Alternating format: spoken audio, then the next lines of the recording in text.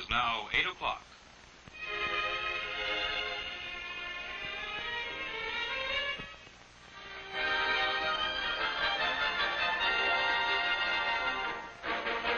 Now the weather. Temperature at 8 o'clock, 68 degrees. Humidity, 82%. The expected high today, around 80. The forecast, showers this morning, clearing later in the day.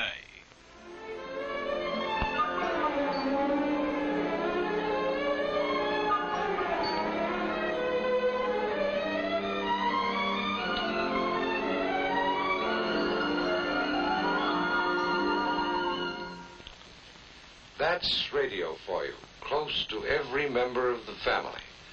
We awaken to it in the morning, we set our clocks by it, we dress according to the weather reports. We listen to radio for news, for entertainment. It keeps us informed every minute of every day. Most of us depend upon radio more than we know. I know because radio has been my life. My name is Harold Fellows. I'm president of the National Association of Broadcasters. You know, it seems to me the role of radio is underscored by a recent survey which shows that most people in an emergency would turn first to radio to learn the facts. Radio has reached this present place of importance in our lives in a comparatively short span of years.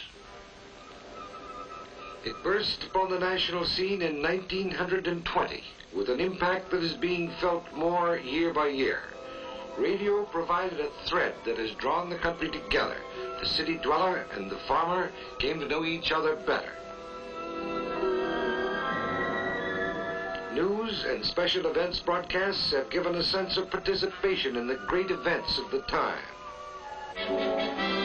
With the speed of light, a handful of crystal set owners learned that Warren G. Harding had been elected president over James Cox, and an exciting new era in communications began. 4 years later, radio gave the American people a glimpse of a presidential convention with a realism they'd never had before.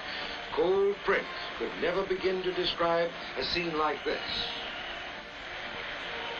Alabama cast 24 votes to Underwood. 1928, Smith versus Hoover. Radio continued to develop a splendid tradition of public service, bringing the candidates directly to the voters. People came to recognize the voice of Herbert Hoover, college-trained engineer. And physical strength, and the world should know that if we are to have peace. And the voice of Al Smith from the sidewalks of New York. And I deny it emphatically, and I state from this platform. Now it's 1933.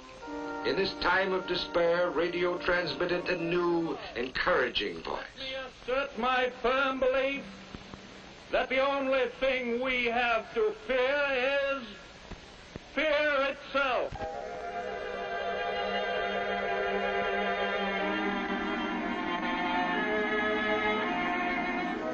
Throughout the trying days of the Depression, radio brought the heartening voice of the president to the people.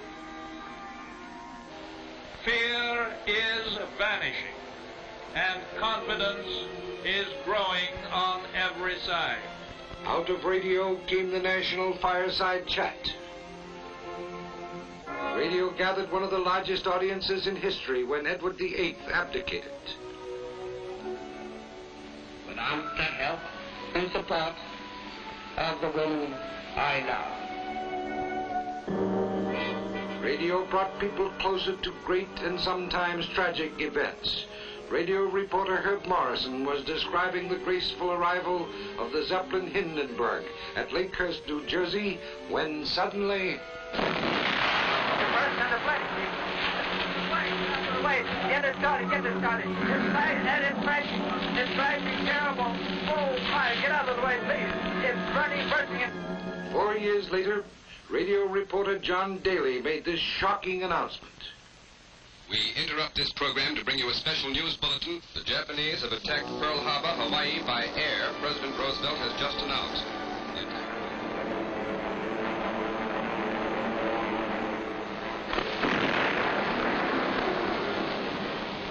December 7th, 1941, a date which will live in infamy. During the war, radio rose to new heights, proved it was indispensable, with its reports from the battlefronts.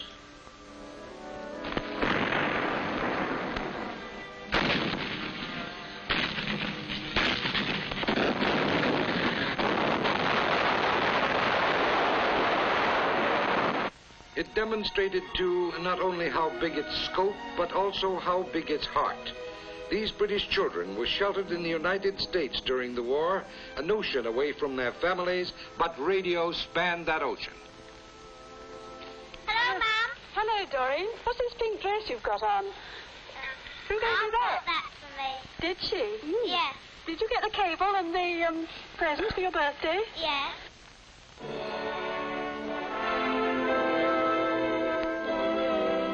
After World War II came Cold War. The free countries looked to the United States for leadership, and it became more vital for the American people to be informed of happenings all over the world. Radio responded to the challenge by increasing its news coverage.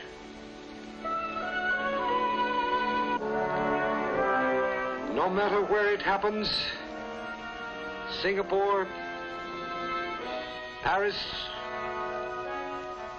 or Washington, D.C., radio is first with the news. It teams up with the wire services to keep you informed, instantly, constantly.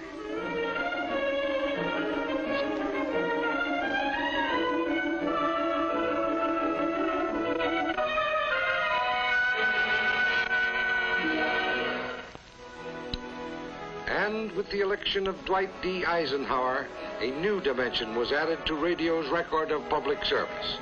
President Eisenhower was the first to permit his news conferences to be broadcast. Thus, radio became vital to America. It has tuned us into the world and national news. As it grew, it became the very heartbeat of the community. And today, for hundreds of communities, the local radio station is the only source of immediate news. In recent years, the number of radio stations has more than doubled. Radio's voice reaches everywhere throughout the land, into almost every car, into almost every room where people live and work. One of radio's functions is to act as sentinel, to warn the country in event of air attack. Your local station is part of the warning system called CONELRAT. Here's how it works. If there's an attack, your station will remind you to tune in the CONELRAT frequencies 640 and 1240. On those frequencies, authorities will broadcast instructions as to what to do.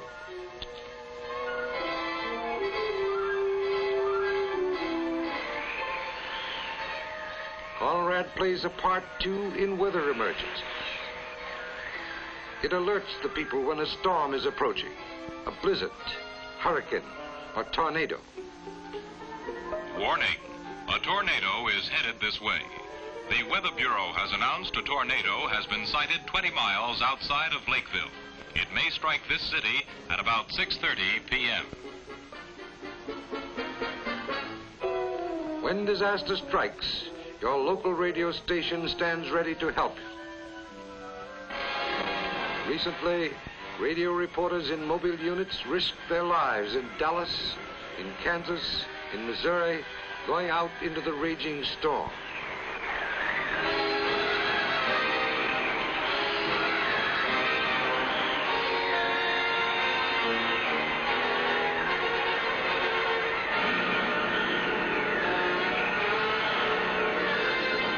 They reported practically every twist and turn of the tornado. They warned people out of its path.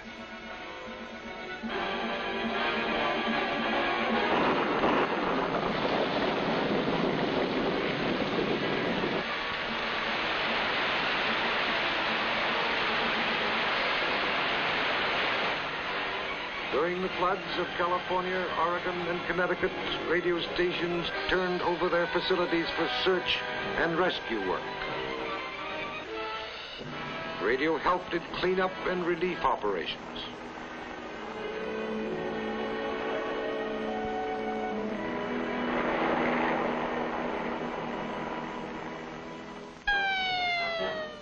Fire downtown. Radio is on hand with its mobile unit.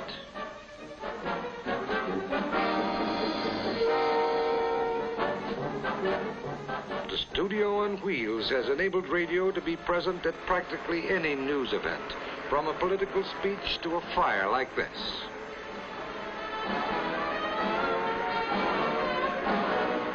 The radio reporter broadcasts right from the scene, giving his listeners an on-the-spot account of the fire, the fight to keep it from spreading, the injuries, the damage. When the fire is under control, a first-hand report from the chief.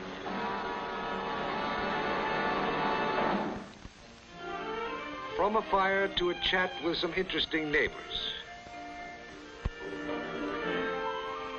With its speed and flexibility, radio has become an integral part of the community, which means being active in it. Your local radio station, for instance, works with the police to help locate missing persons, to reunite separated families. But radio is more than just a reporter. It's a participant in community life. It often sparks civic improvements, such as slum clearance projects.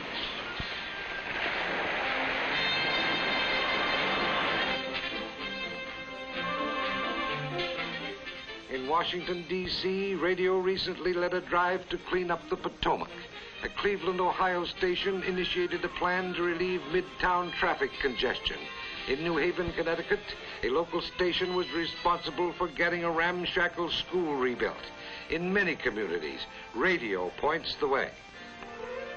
We all know the importance of education. And so, even at the expense of a tax increase, we owe it to ourselves and our children to build a new school in the Latham section. Fight against cancer, Red Cross drive, somebody dying and a rare blood is needed, radio to the rescue. This is an urgent appeal for type AB negative blood. We've come to take for granted countless other services performed by radio, like broadcasting traffic bulletins. But we'd be lost without them. Reporters in helicopters get a bird's eye view of traffic conditions and relay them to the crawling motorist.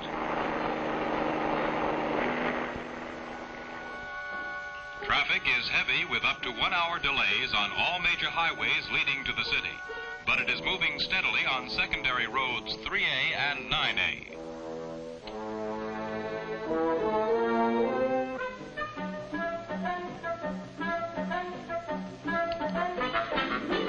Out of the tangle, into the clear. Radio also acts as your community bulletin board. This is your KNAB Community Bulletin Board. The Madison Junior High monthly PTA meeting is scheduled for 7:30 tomorrow night.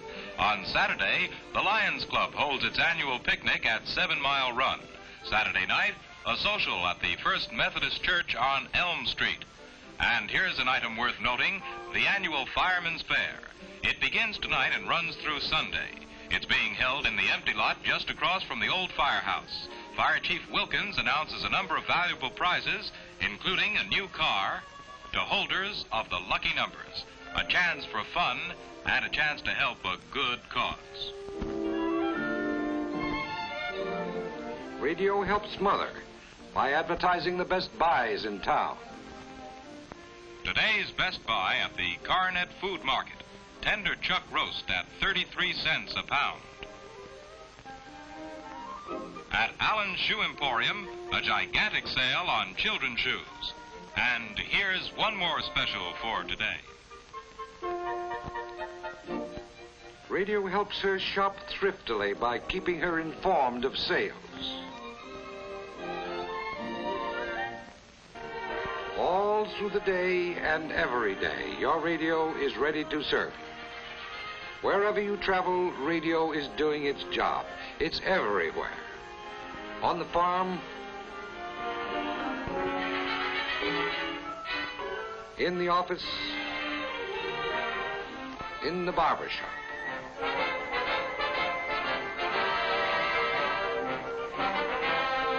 Indoors and out, at work or at play, radio is always with us in the busiest and the loneliest parts of America.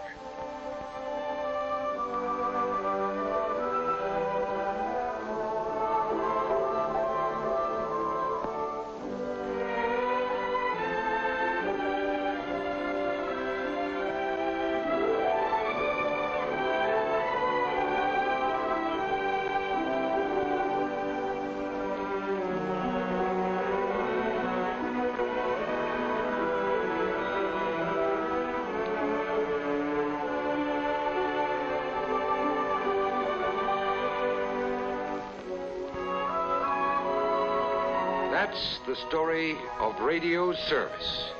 Service to the family, to the community, to the whole country.